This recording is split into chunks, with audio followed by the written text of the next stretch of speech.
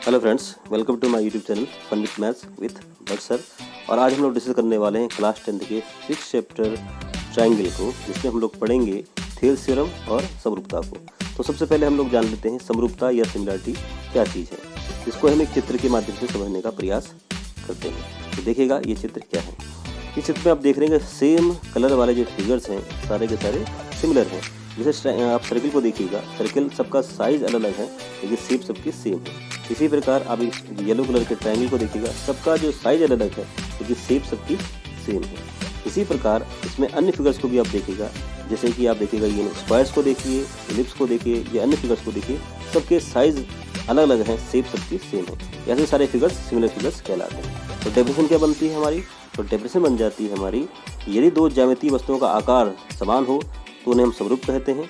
दूसरे शब्दों में कहें, यदि दूसरी आकृति की सभी लंबाइयों को समान अनुपात में घटाकर या बढ़ाकर पहली आकृति प्राप्त की जा सकती है तो ये दोनों आकृतियां परस्पर समरूप होती है। इन्हीं दो समरूप बहुभुजों की संगत भुजाएं समान अनुपात में हों और संगत कोण बराबर हों तो वो सभी बहुभुज क्या हो जाते हैं? समरूप हो जाते हैं। तो ये इसकी परिभाषा हो गई। इसको हम अब समरूप त्रिभुज की परिभाषा को समझ लेते हैं। समरूप त्रिभुज क्या होता है? समरूप त्रिभुज वे त्रिभुज होते हैं जिनकी संगत भुजाओं का अनुपात समान होता है। जैसे इसमें देखिएगा ए बी और पी क्यू का रेशियो, और ऐसे ही ए सी व पी आर का जो रेशियो है वो कैसे है? इक्वल है। साथ साथ इनके एंगल कैसे होते हैं? एंगल इनके समान होने चाहिए। तो इस प्रकार हमें एक परिभाषा निकल के आ जाती है समरूप त्रिभुज के लिए कि यदि दो त्रिभुजों की संगत भुजाओं का अनुपात समान हो और उनके संगत कोण बराबर हों तो ऐसे सभी त्रिभुज समरूप त्रिभुज कहलाते हैं। तो कंडीशन याद रखिएगा, समरूप त्रिभुज के लिए क्या होना चाहिए? भुजाओं का अनुपात समान और संगत कोण कैसे होने चाहिए? बराबर होने चाहिए। तो चलिए हम बढ़ते हैं एक्सरसाइज के तरफ। एक्सरसाइज में देखिएगा पहला क्वेश्चन क्या है? सभी वृत्त क्या होते हैं? सर्वांगसम या समरूप? तो देखिएगा आंसर समरूप होते हैं। इसी प्रकार सभी वर्ग क्या होते हैं? सर्वांगसम या समरूप? तो ये भी समरूप। क्यों? क्योंकि इनके सारे एंगल 90 डिग्री के होते हैं। इसी प्रकार सभी त्रिभुज समरूप होते हैं। कौन से वाले? समबाहु वाले। क्यों? क्योंकि इसके एंगल 60 डिग्री का होता है। अब इस क्वेश्चन को देखिएगा, इसमें दोनों जो क्वाड्रिलेटरल हैं, चतुर्भुज हैं, इनके एंगल कैसे हैं? अलग अलग हैं, इसलिए ये समरूप नहीं है। इनकी भुजाओं का अनुपात समान है लेकिन कोण समान नहीं है। अब हम चलते हैं बोर्ड की तरफ और देखते हैं कि हमारा थेल्स थ्योरम कैसे प्रूव की जाती है। हेलो स्टूडेंट्स, अभी आपने जो है सिमिलरिटी को समझा होगा, समरूपता को जाना होगा और ये आपने निष्कर्ष भी निकाला होगा। जो रिजल्ट आपको मिले हैं उसमें आपने जाना भी होगा कि ऐसे सारे फिगर्स जिनका शेप सेम हो, भले साइज अलग अलग हो, सिमिलर फिगर्स कहलाते हैं। ठीक है नहीं?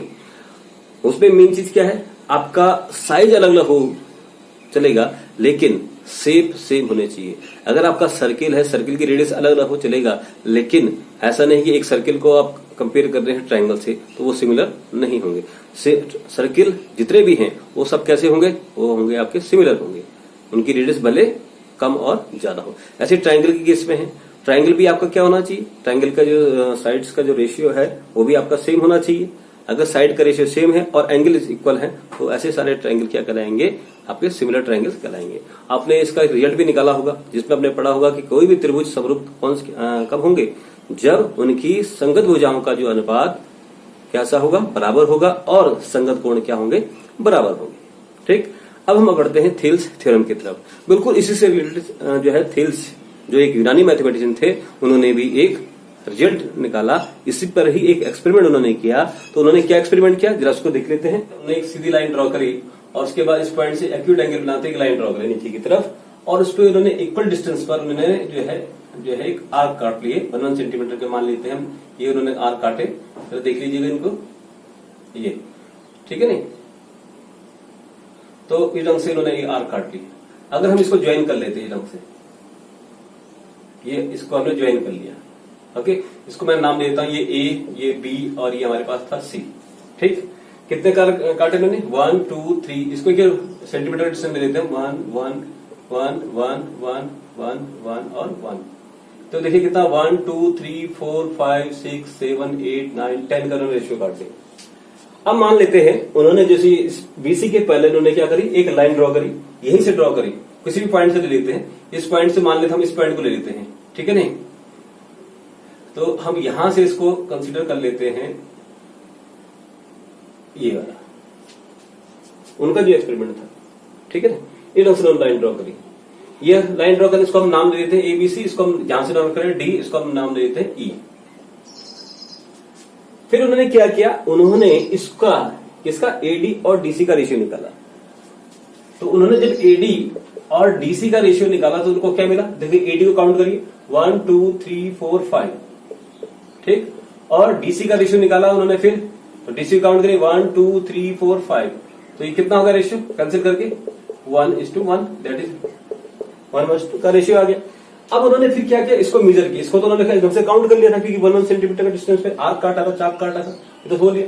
अब इसको इन्होंने स्केल से मेजर किया, तो स्केल से मेजर करने के बाद उनके पास फिर वो जो निष्कर्ष निकला, रिजल्ट मिला कि AE बटे EB वो भी कितना है, वो भी 1:1 है, माने वो भी इतना ही है। 1:1 का मतलब वो भी यही आया, कौन सा क्या आया, 5/5 ही आया, तो उनका रेशियो वही 1:1 ही आया।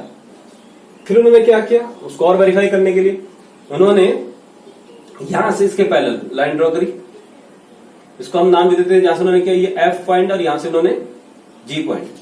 अब उन्होंने क्या किया, अब उन्होंने फिर निकाला AF और FD का रेशियो, तो AF को उन्होंने काउंट किया 1 2 3 और FD का निकाला 1 2, तो ये इसका रेशियो निकला। अब फिर उन्होंने किसको मेजर किया, AG और GE को मेजर किया। AG और GE को जब उन्होंने मेजर किया तो इसका भी रेशियो निकला 3:2। तो ऐसे करके उन्होंने कई एक्सपेरिमेंट किए, तो लास्ट में उन्होंने एक जो रिजल्ट निकाला, उन्होंने यही कहा कि यदि किसी ट्रायंगल के किसी साइड के पैरेलल हम लाइन ड्रॉ करें, माने यदि किसी त्रिभुज की किसी एक भुजा के समांतर हम लाइन ड्रॉ करते हैं, तो वह जो रेखा जो हमने पैरेलल लाइन खींची है वो शेष दो भुजाओं को समान अनुपात में बांटती है, इक्वल रेशियो में डिवाइड करती है। यही जो उनका रिजल्ट था, निष्कर्ष था, वही थेल्स थ्योरम के नाम से जाना जाता है। जो यही इन्होंने कहा था कि यदि किसी त्रिभुज में किसी एक भुजा के समांतर खींची गई रेखा शेष दो भुजाओं को समान अनुपात में विभाजित करती है, यही थेल्स थ्योरम के नाम से जाना जाता है। जो उनका कथन था, जो उनका निष्कर्ष था, तो यही कहलाया जाता है थेल्स थ्योरम। तो आज हम प्रूव करने जा रहे हैं इस थेल्स थ्योरम को, जो कि एग्जाम के लिए बहुत इंपॉर्टेंट भी है। तो अब हम आगे बढ़ते हैं इस पे। आई होप ये जो उनका एक्सपेरिमेंट था ये आपको क्लियर हो गया होगा, ये आपको समझ में आ गया होगा कि साइड का रेशियो ढंग से निकालेंगे। आप भी इसको चेक कर सकते हैं अपने घर पे, जब आप कॉपी में बनाइएगा ऐसे इक्वल रेशियो करके, इक्वल रेशियो जब आर्क काटेंगे आप, फिर ऐसे ही आप चेक करिएगा कि जो थेल्स ने एक्सपेरिमेंट किया था आप, और उसको वेरीफाई करिएगा आप, ये थेल्स का जो एक्सपेरिमेंट था वास्तव में सही था या नहीं था। हालांकि सही तो था ही, तभी हमारे पास इस थ्योरम के नाम हमारे सामने है ये थ्योरम। लेकिन आप भी इसको एक बार करिए अपने से कि वास्तव में आप उनके बराबर कर पा रहे हैं या नहीं कर पा रहे हैं, ठीक है ना। तो आप भी इसको चेक कर सकते हैं। चलिए अब हम आते हैं इसके प्रूफ पर, थेल्स थ्योरम के प्रूफ पर। देखिएगा इसको। तो स्टूडेंट्स, ये हमारे पास थेल्स थ्योरम है, या आधारभूत आनुपातिक प्रमेय भी कहते हैं, या बीपीटी भी कहते हैं इसको। ये दोनों नाम से जो है एग्जाम में पूछी जाती है। कई बार थेल्स थ्योरम में डायरेक्ट पूछ लिया, या कई बार आधारभूत आनुपातिक प्रमेय क्या है इस नाम से ही पूछ लिया, या फिर सिंपली एक पास स्टेटमेंट आपको दे दिया एग्जाम में कि सिद्ध कीजिए कि किसी त्रिभुज में किसी एक भुजा के समांतर खींची गई रेखा शेष दो भुजाओं को समान अनुपात में बांटती है। तो तीन तरह से आपसे ये क्वेश्चन पूछा जा सकता है, भले किसी भी तरीके से पूछा जाए, लेकिन सॉल्यूशन एक ही होगा। अब जरा इसको देख लेते हैं, जो कह रहा है वैसे हम फिगर बना करके इसको सॉल्व करते हैं। तो हमने एक फिगर बना लिया इस ढंग से, ठीक है ना, ये हमने ट्रायंगल बना लिया। ओके, इस ट्रायंगल का मैंने नाम दे दिया ए, ये बी और सी। ये कह रहा है किसी भी त्रिभुज में किसी एक भुजा के समांतर खींची गई रेखा, हमने इसके समांतर एक रेखा खींच ली जो कि शेष दो भुजाओं को अलग अलग पॉइंट पे काटता है। ए बी सी के बाद आ गया ये डी पॉइंट, ये मान लिया हमारे पास ई पॉइंट, और ये भी हमारे पास है डी किसके पैरेलल है, बीसी के पैरेलल है, समांतर है। तो वो क्या कह रहा है, खींची गई रेखा शेष दो भुजाओं को समान अनुपात में बांटती है। तो हमने जो सिद्ध करना है वो सिद्ध क्या करना है, हमने देखिएगा सिद्ध करना है हमने AD over D B is equal to A E over E C. Okay, तो AD over DB is equal to A E over E C, हमने प्रूव करना है, ठीक है। अब इसको प्रूव करने के लिए हमारे पास कुछ रचनाएं जरूरी हैं, कुछ कंस्ट्रक्शन जरूरी है। वो कंस्ट्रक्शन क्या है वो मैं आपको बता दूं, और मैं साथ साथ ये भी बताता चलूं जो कंस्ट्रक्शन हम कर रहे हैं इसका जो बेसिक पॉइंट्स है वो हमारे जो शेष जो थ्योरम है, चाहे एरिया ऑफ ट्रायंगल्स का हो चाहे पाइथागोरस थ्योरम का हो, दोनों में सेम है, मीन्स तीनों में कॉमन पॉइंट है। वो ये, जब भी आप थ्योरम को प्रूव करेंगे उसमें एक की पॉइंट आपके पास आता है, वो ये कि आपको हमेशा एरिया ऑफ ट्रायंगल फाइंड करना ही करना है। तो एरिया ऑफ ट्रायंगल क्या होता है, जो कल क्लास 7 में हमने पढ़ा था, area of triangle equal to क्या होता है, 1/2 बेस इंटू हाइट। माने आपको बेस भी चाहिए और हाइट भी चाहिए, तो 1/2 आधार गुणा गया ऊंचाई। तो इट मीन्स आधार तो आपके पास है, लेकिन ऊंचाई आपको लानी है। ऊंचाई का मतलब क्या होगा यहाँ पर? ऊंचाई का मतलब यहाँ पर लंब से, ठीक है नहीं, परपेंडिकुलर से। तो आपने रचना क्या करनी है कि इस ई पॉइंट से इस साइड ए बी पर हमने क्या कर दिया, ये परपेंडिकुलर ड्रॉ कर दिया, ठीक है नहीं। तो ध्यान दीजिएगा, आपको स्केल से करना है, मैं तो हाथ से कर रहा हूं, तो थोड़ा सा मेरी कंस्ट्रक्शन थोड़ा सा गड़बड़ा सकती है ये, ठीक है नहीं। इसी ढंग से डी से पॉइंट सामने पे आप क्या करेंगे, परपेंडिकुलर ड्रॉ कर लीजिए। तो आपने क्या किया, इसमें एक कंस्ट्रक्शन करी। क्या कंस्ट्रक्शन? इसको नाम दे देते हैं हम, यहां से ई एम नाम दे देते हैं इसको, और इसको नाम दे देते हैं हम एन नाम दे देते हैं। तो आपने क्या किया इसमें कि ई एम क्या किया, परपेंडिकुलर ड्रॉ कर दिया किसके किसके, ये किया आपने ए बी, या उसको कह सकते हैं एडी के ऊपर। जो ये परपेंडिकुलर ई एम है वो किस पे परपेंडिकुलर है, वो एडी पे भी है और इस पूरी साइड एबी पर भी है, ठीक है नहीं। तो ध्यान रखिएगा इसका। इसी प्रकार आपने क्या किया, इसी प्रकार आपने किया है एक कंस्ट्रक्शन और क्या, डीएन परपेंडिकुलर किसके, ये है एसी और एई के। इसके अलावा इसमें एक और कंस्ट्रक्शन करेंगे हम, वो ये कि देखिए ये तो ट्रायंगल पर बन गया, लेकिन नीचे ट्रायंगल नहीं बन पा रहा है इस नीचे वाले पोर्शन में। ये क्या है, क्वाड्रिलेटरल है। कैसे क्वाड्रिलेटरल है, ये पैरेललोग्राम है आपके पास। तो इसको भी आप किसमें चेंज करेंगे, ट्रायंगल में चेंज करेंगे। तो ट्रायंगल में चेंज करने के लिए क्या करेंगे, आप डी से सी को ज्वाइन करिएगा, ठीक है नहीं। डी से आपने किसको ज्वाइन किया, सी को ज्वाइन करिएगा। इसी ढंग से इस बी से किसको ज्वाइन करेंगे, आप ई को ज्वाइन करिएगा। तो ज्वाइन कर देते हैं, आप स्केल से ज्वाइन करिएगा, ठीक है साहब। ये अब इसमें देखिए, तथा डी से सी को और बी से किसको मिलाया आपने, बी से किसको मिला दिया, बी से ई को आपने मिला दिया। ये आपके कंस्ट्रक्शन के अंदर आ गया, ये आपकी रचना के अंदर आ गया। अब हम आते सीधा उपपत्ति पर, मीन्स प्रूफ पर आते हैं। प्रूफ मैंने हिंदी मीडियम में क्या कहलाता है, उपपत्ति, इंग्लिश में इसको कहते हैं प्रूफ कहते हैं। अब देखिएगा हम इसका प्रूफ कैसे करते हैं। तो सबसे पहले हम वन साइड के, पहले आप इस साइड के मीन्स ए बी साइड के ट्रायंगल को ले लेंगे। उसके बाद सेकंड केस में ए सी साइड के आप ट्रायंगल को ले लेंगे, ठीक है ना। तो ए बी साइड के ट्रायंगल क्या होगा, पहले हमारे पास हो गया ए डी ई। तो हमारे पास निकालिएगा पहले त्रिभुज ए डी ई का क्षेत्रफल निकालिए, area of A D E. Area of A D E क्या हो गया आपके पास, यह है formula, half base into height, माने आधार गुणा गया क्या, ऊंचाई। तो 1/2 आधार, आधार क्या हमारे पास, आधार है हमारे पास एडी, ऊंचाई क्या हमारे पास ईएम। ये हमारे पास इक्वेशन 1। इसी प्रकार अब दूसरा ट्रायंगल कौन सा है इसके अंदर, वो है डीबीई। अब इसके बाद त्रिभुज डीबीई का क्षेत्रफल निकालिए। तो वो भी क्या है 1/2, फॉर्मूला यही रहेगा सब जगह, 1/2 आधार गुणा गया ऊंचाई। तो इसमें आधार क्या होगा, ध्यान दीजिएगा। अब हम चूंकि डीबीई का निकाल रहे हैं, तो आधार क्या हो गया डीबी, और ऊंचाई क्या होगी, ऊंचाई सेम होगी, ध्यान दीजिएगा। ऊंचाई तो इस साइड ए बी पर एक ही ऊंचाई है, वो ऊंचाई क्या है ईएम है, तो ये ईएम हो गया। अब क्या करेंगे हम, अब इक्वेशन 1 को इक्वेशन 2 से डिवाइड करिएगा। तो समीकरण 1 को किससे डिवाइड किया, समीकरण 2 से भाग देने पर, डिवाइड करने पर।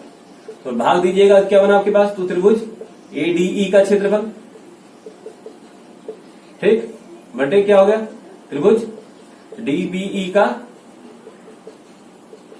क्षेत्रफल, ठीक। इसको इंटू क्या हो गया, ये हाफ एडी इंटू ईएम अपन 1/2 डीबी इंटू ईएम।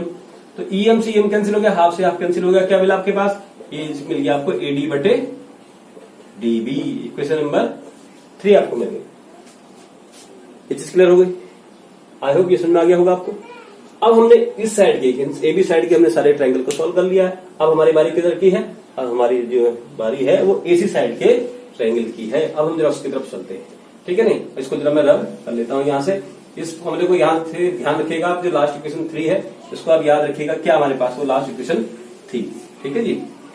अब हम आते हैं इस पर।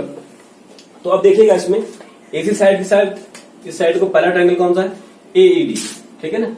अब त्रिभुज एईडी का क्षेत्रफल, तो ये क्या होगा भाई 1/2 आधार गुणा गया ऊंचाई। तो आधार कितना है साहब इसका, तो आधार इसका है AE और ऊंचाई क्या है इसकी, ऊंचाई है इसकी DN। ठीक, इसी ढंग से अब दूसरा ट्रायंगल कौन सा है इसके अंदर, DEC का, इस साइड को, तो DEC का देखें त्रिभुज DEC का क्षेत्रफल ये क्या हो गया, हाफ, वही आधार गुणा गया ऊंचाई, तो ये हो गया आधार क्या है इसका EC और ऊंचाई क्या है इसका वही DN। अब ये इसका नाम दीजिएगा, वो कौन सी समीकरण बनी थी, तीसरी, ये बन गई चौथी, ये बन गई पांचवी।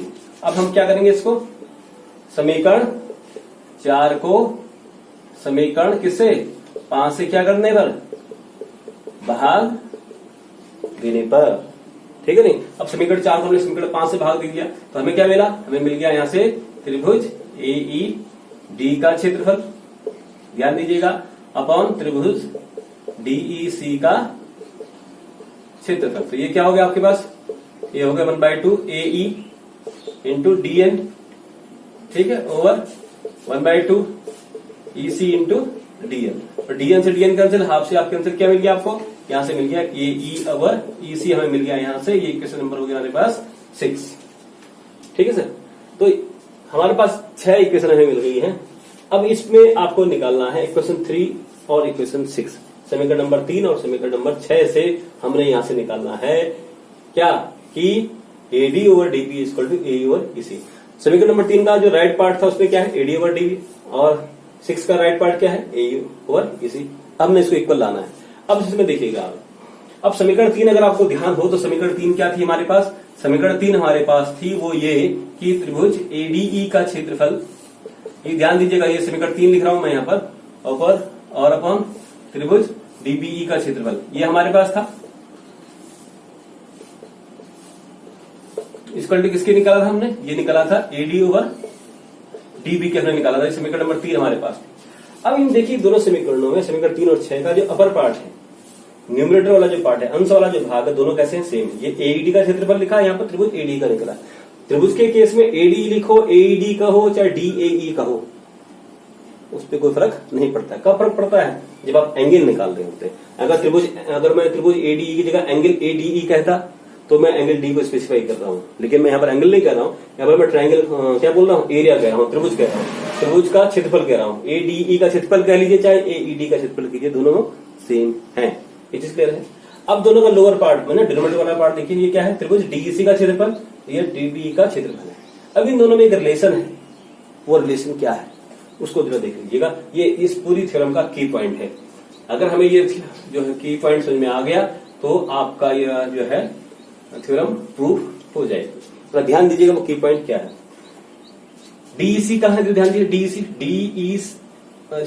DEC यहाँ है, दूसरा है DBE का है, DBE ये यहाँ पर है। माने दोनों को दोनों जो ट्रायंगल हैं, एक ट्रायंगल और एक ट्रायंगल, ये दोनों किसके अंदर है, एक जो पैरेलल लाइंस है DE और BC के अंदर है, और दोनों का जो कॉमन बेस है ये DEC है, ये DB है। तो ध्यान दीजिएगा दोनों में DE दोनों में है, तो DE दोनों में है, चाहे DEB कह लीजिए चाहे DEC कह लीजिए, DE दोनों में है, और दोनों DE का क्या है, दोनों के लिए बेस है। तो ऐसे ट्रायंगल यहां पर आपको ध्यान रखना, तो ऐसे ट्रायंगल जिनका बेस सेम हो और दो पैरेलल लाइंस के बीच बने हो तो उनका एरिया हमेशा कैसा होता है, बराबर होता है। ये आपको ध्यान होना चाहिए, आपको याद होना चाहिए, ये इसका की पॉइंट है। तो यहां पर लिख लेंगे आप, क्या लिखेंगे, हम जानते हैं कि यदि दो त्रिभुज, अच्छी ढंग से लिख देता हूं, यदि दो त्रिभुज जिनका आधार समान हो, जिनका आधार समान हो और दो समांतर रेखाओं के मध्य बने हों, समांतर रेखाओं के मध्य बने हों, उनका क्षेत्रफल बराबर होता है। उनका क्षेत्रफल क्या होता है, बराबर होता है। ये की पॉइंट है इसका, ठीक है नहीं। क्या कहा, हम जानते हैं कि दो त्रिभुज जिनका आधार समान हो और दो समांतर रेखाओं के मध्य बने हो तो उनका क्षेत्रफल क्या होता है, बराबर होता है। अर्थात यहां से हम लिख सकते हैं, क्या लिख सकते हैं हम, कि त्रिभुज किसका, DBE का क्षेत्रफल बराबर किसके, त्रिभुज किसके, DEC का क्षेत्रफल। ये इसका की पॉइंट हो जाएगा, ध्यान दीजिएगा, ये इसका की पॉइंट है। तो त्रिभुज DB का क्षेत्रफल बराबर DEC का क्षेत्रफल। जब त्रिभुज DB का क्षेत्रफल DEC के बराबर हो गया तो इनका जो डिनोमिनेटर वाला पार्ट है वो भी क्या हो जाएगा, सेम हो जाएगा। जब दोनों सेम हो जाएगा तो लेफ्ट पार्ट सेम हो गया तो राइट पार्ट भी क्या हो जाएगा, सेम हो जाएगा। ठीक है नहीं। अब मैं इसको एक साथ दे देता हूं, आप इनको ध्यान रखिएगा, समीकरण 3 कौन सी है और समीकरण 6 कौन सी है। ठीक है ना। अब हम यहां से लिख देते हैं। अब समीकरण 3 व समीकरण 6 से हम लिख सकते हैं, चूंकि ये बराबर हो गए, DB का क्षेत्रफल बराबर DEC का क्षेत्रफल, दोनों का हर वाला हिस्से भी कैसे हो गया, बराबर हो गया। तो हम अब लिख सकते हैं समीकरण 3 व समीकरण 6 से क्या लिख सकते हैं हम, त्रिभुज ADE का क्षेत्रफल बटे त्रिभुज DBE का क्षेत्रफल, ये किसके बराबर हो गया, ये बराबर हो जाएगा त्रिभुज AED का क्षेत्रफल। माने दोनों समीकरण 3 और 6 का लेफ्ट पार्ट सेम हो गया, बराबर किसके, त्रिभुज DEC का क्षेत्रफल। ठीक, इन दोनों समीकरणों का समीकरण 3 व 6 का लेफ्ट पार्ट सेम हो गया। जब दोनों का लेफ्ट पार्ट सेम होगा तो राइट पार्ट भी क्या होगा, राइट पार्ट भी इनका सेम हो जाएगा। तो AD बटे DB दोनों समीकरण का राइट पार्ट AD बटे DB बराबर किसके हो गया, ये हो गया AE बटे DC के। ठीक है ना। तो यही तो हमने लाना था, यही तो हमने प्रूव करना था। तो यहां पर हम लिख सकते हैं हैंस प्रूव। ये चीज क्लियर होगी, आई होप ये समझ में आ गया होगा आपको। ठीक है नहीं। तो इस ढंग से हम इसको प्रूव करेंगे। तो उसमें कुछ भी ज्यादा खास नहीं, सिंपल सा है। आपने पहले क्या किया इसके अंतर्गत, आपने पहले इसके अंदर एक कंस्ट्रक्शन करी, परपेंडिकुलर ड्रॉ की। परपेंडिकुलर ड्रॉ करने के बाद जो लोअर वाला पार्ट था, जो पैरेललोग्राम था, पैरेललोग्राम मैंने समांतर चतुर्भुज था, उसमें आपने क्या कर दिया, ट्रायंगल बनाने के लिए लाइन ड्रॉ कर दी, मैंने डायगोनल को मिला दिया, विकर्ण मिला दिए। तो उससे हमारे पास ये 2 त्रिभुज भी हमें मिल गए।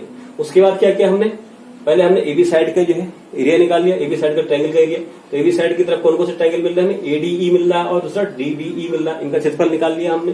फिर राइट पार्ट, फिर क्या करा उसके बाद हमने इनका रेशियो निकाल लिया, मैंने ADE का क्षेत्रफल बटे DBE का क्षेत्रफल निकाल लिया।